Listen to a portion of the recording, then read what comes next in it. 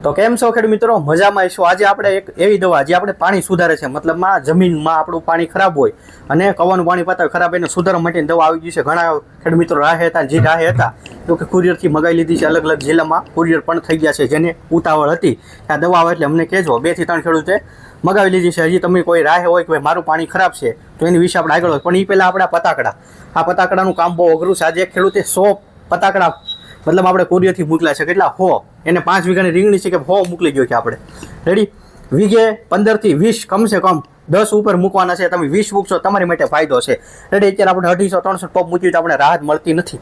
આ તો સમજ્યા જેવો મુદ્દો છે, તમને સમજાય તોની વાત છે। તો હવે આપણે આગળ જે દવા આવી છે સુધારવા માટેની પાણી, એની વિશે વાત કરીએ। તો એ દવા છે આ એક્વા કરેક્ટર। વીઘે 500 ml પાવાની છે। કેટલી?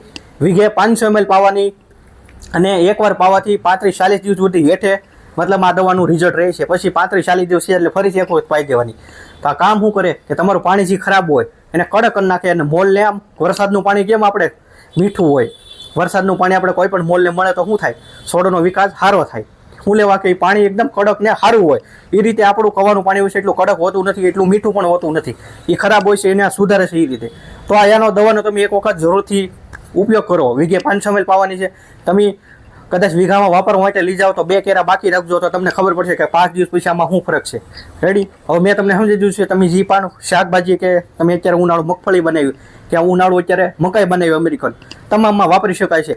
હવે આપણે મુખ્ય મુદ્દો એક અત્યારે એ છે કે આપણે ગરમી બહુ છે, માવઠાઈ બહુ પડે છે।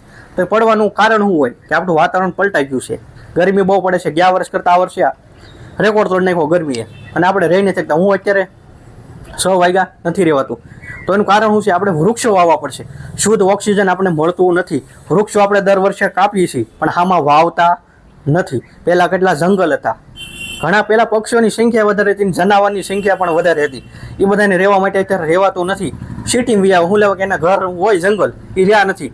તો આપણે એનું પણ ખાસ ધ્યાન રાખવાનું છે ને। આપણે પણ ઝાડવા હેડાની આજુબાજુ કાપ્યા હોય તો આપણે ઝાડવું હોવાનું છે ને। હેડાની આજુબાજુ ખેતરમાં મતલબ ખેડૂતને એવું ઝાડવું હોવાનું છે કે જેમાં ફળ આવતું હોય। ફળ એટલે મતલબમાં પક્ષીઓ ખાઈ શકે, પક્ષીઓની સંખ્યા વધશે તો ખેડૂતને ફાયદો થવાનો છે। શું લેવા કે થોડીક રોગ જીવાતથી બચાવે કે મેં તમને કેમ ઓલું પતાકડું બતાવ્યું, દેશી જુગાડ પદ્ધતિ છે, એ રીતે અમુક પક્ષીઓ અમુક ઈયળની જીવાત છે એને ઈંડા કોસેટા પણ ખાય છે।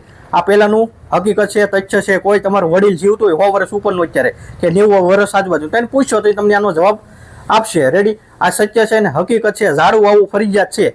એસીની આપણે રહેવાતું નથી, તરત લઈ આવી છીએ, પણ એ ટેમ્પરરી ઇલાજ છે, કાયમી ઇલાજ માટે ભવિષ્ય આપણે મતલબમાં જોઈએ।